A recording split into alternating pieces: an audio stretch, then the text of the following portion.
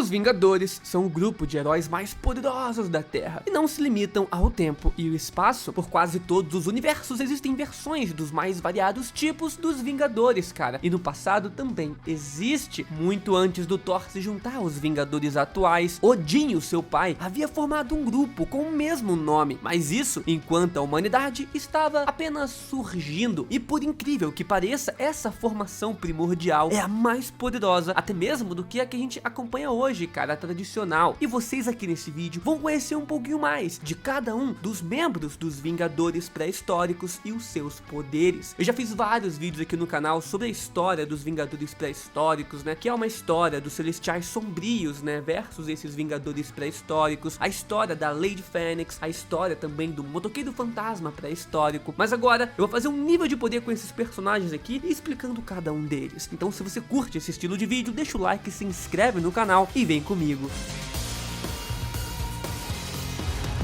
Em oitavo lugar temos Pantera Negra. O Pantera Negra é com certeza o mais corajoso aqui dessa lista e também é o mais fraco. Isso porque ele não tinha poder algum quando se uniu ao grupo dos Vingadores pré-históricos e lutava na cara e na coragem mesmo, né? Na época em que ele se tornou o Pantera Negra, Wakanda já utilizava o Vibranium para fabricar as suas armas, mas ele não conta com uma armadura reforçada como o Pantera Negra atual, né, da Marvel conta. Não é à toa que ele foi o primeiro do grupo a morrer em batalha contra os gigantes de gelo. Para ser justo, ele conseguia erguer o Mjolnir do Odin, mas nesse momento da história, o Mjolnir, até onde a gente sabe, não tinha ainda os encantamentos de dignidade, né, que foram criados depois para o Thor. Mesmo assim, empunhar o Mjolnir aumentava em muito os poderes destrutivos dos usuários, mas não conta para a lista, já que a arma não é dele, mas sim do Odin. Ele tinha muitos treinamentos de corpo a corpo, lutava muito, era muito corajoso e muito sábio, afinal, era o rei da sua nação.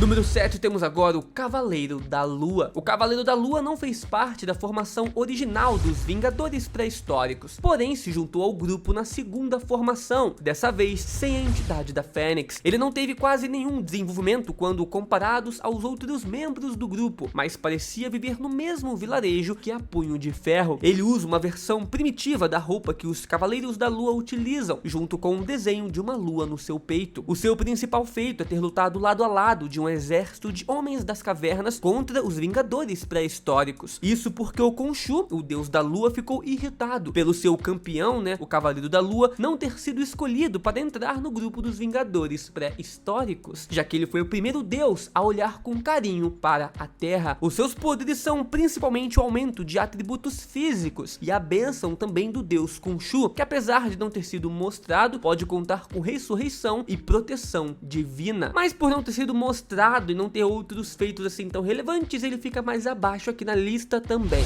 Número 6, citamos ela, vamos lá, Punho de Ferro. A Punho de Ferro foi a primeira a receber as bênçãos do dragão primordial que vive na dimensão de Kunlun. O Punho de Ferro é um título herdado por todos aqueles que são merecedores desse poder e tem principalmente a capacidade de controlar todo o seu Ki, o seu Chi. Diferente dos dois anteriores personagens aqui da lista, a Punho de Ferro de fato tem poderes claros e os mostra muito bem, além de ter treinamento também em artes marciais e lutar muito. Os seus dois punhos são energizados com essa energia mística e ela então pode atacar com muito mais força do que golpes de pessoas comuns. Mas apesar de todo o treinamento e força extra, ela ainda é apenas uma humana, então fica abaixo dos próximos aqui da lista, que são verdadeiramente deuses ou demônios, como é o caso de um deles.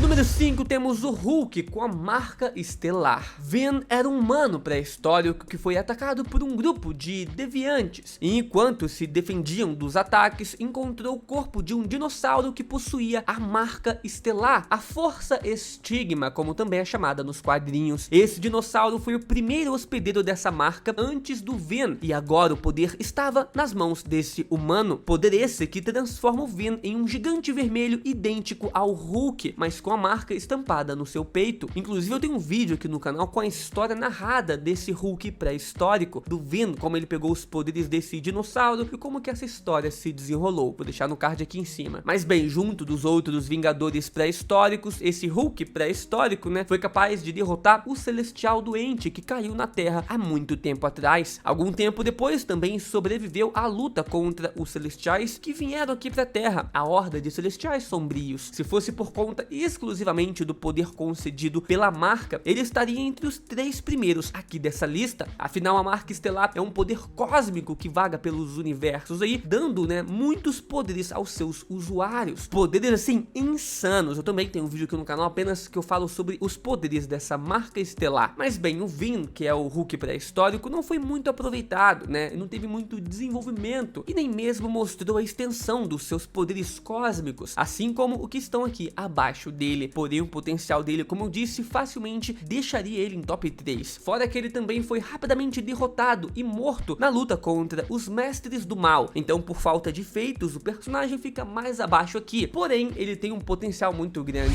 Número 4, temos o Motoqueiro Fantasma pré-histórico, ou o Mamuteiro Fantasma. Esse foi o primeiro ser humano a selar um pacto com o demônio Mephisto e receber um espírito da vingança, utilizando um mamute como veículo e ossos como correntes. Com esse poder, ele foi capaz de superar o Wendigo, que havia matado todo o seu grupo de homens das cavernas. E logo depois, ele se juntou a Odin e a Fênix, né, que convidaram ele para formar o grupo dos Vingadores pré-históricos. Esse Wendigo se alimentava de seres humanos para se fortalecer, e o mesmo afirmou que logo ele seria como os deuses pelo nível de poder que ele estava, mas mesmo assim ele foi derrotado pelo Mamuteiro Fantasma. Esse Motoqueiro Fantasma também conseguiu empatar em nível de poder com o Norman Osborn, né, dos Mestres do Mal. Depois, junto do seu mamute imbuído em chamas infernais, ele foi capaz de salvar toda a raça humana e a linha do tempo do universo 616, ao impedir um veneno em forma de gás lançado pelo Doutor Destino. Esse gás estava se espalhando muito rápido e iria eliminar os poucos humanos restantes na Terra, mas ao se sacrificar, ele foi capaz de queimar todo o gás com as suas chamas infernais. Motoqueiro Fantasma, em todas as versões, a gente sabe que são alguns dos personagens mais insanos que existem, tendo parcelas de poderes demoníacos ou poderes divinos. No caso aqui não é diferente, cara, ele era muito poderoso. Sim, ainda ele não se equiparava no nível de poder ali de um Motoqueiro Fantasma como o Johnny Blaze, que é o principal, né, ou a Alejandra Jones também, que tem vários feitos incríveis com o espírito da vingança. Mas sim, o Mamuteiro Fantasma era insano também. Eu também tenho um vídeo da história completa dele, vou deixar no card aqui em cima para vocês conhecerem um pouquinho mais.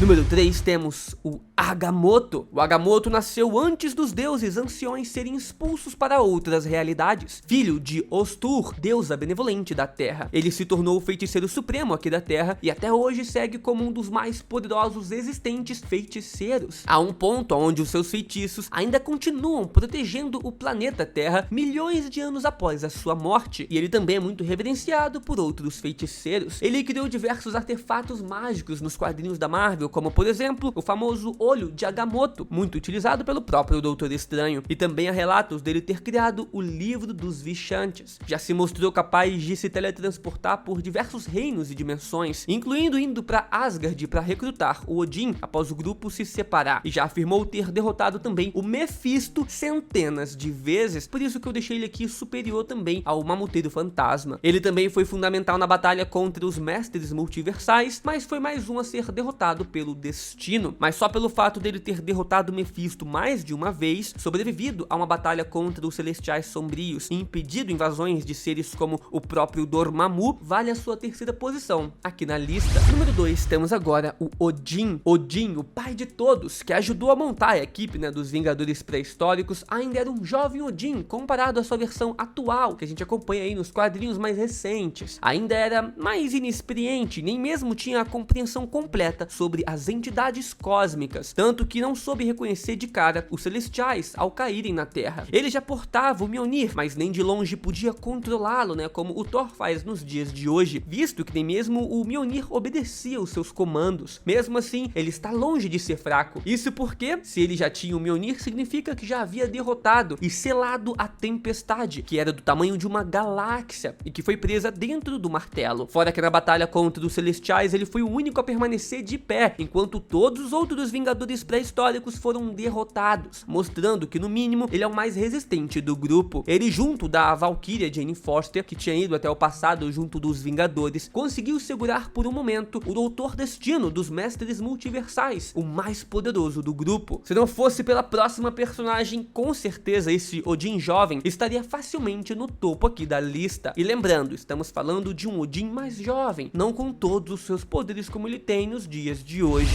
Número 1, temos então a Lady Fênix. A Lady Fênix é sem dúvidas a personagem mais poderosa desse grupo, justamente por conta de ser a primeira hospedeira da Fênix. Ela também é uma mutante que não teve o nome dado a ela, chamada apenas de Cabelos de Fogo, por ser ruiva, e tinha o poder principal de telepatia, assim como a Jean Grey. Mais tarde a Fênix se uniu à personagem, e ela junto do Odin reuniu o restante dos Vingadores pré-históricos. Assim como eu já comentei aqui várias vezes, ela foi uma das que lutou contra o primeiro Celestial a vir para a Terra, e sobreviveu também à Horda dos Celestiais Sombrios. Mesmo sendo a primeira hospedeira, ela já tinha o poder e a fome insaciável por destruir vários mundos, mas ela conseguiu se conter, apesar de saber que teria que deixar a Terra cedo ou tarde. Afinal, ela é uma entidade cósmica fundamental para o equilíbrio do universo do cosmos, então não tem como ela ficar só aqui na Terra, né? Ela já foi capaz de chegar até a Pedreira dos Deuses, um lugar fora do espaço e do tempo que separa tudo do primeiro firmamento, né? Primeiro firmamento que é a personificação do próprio universo. Ela pode também viajar acima da velocidade da luz para cruzar as estrelas, e com o seu poder também foi capaz de ressuscitar o Thor recém-nascido após um dos ataques dos gigantes de gelo. Isso sem contar todos os outros poderes que um hospedeiro da Fênix recebe ao se ligar com essa entidade. São poderes cósmicos absurdos, afinal a Fênix é uma verdadeira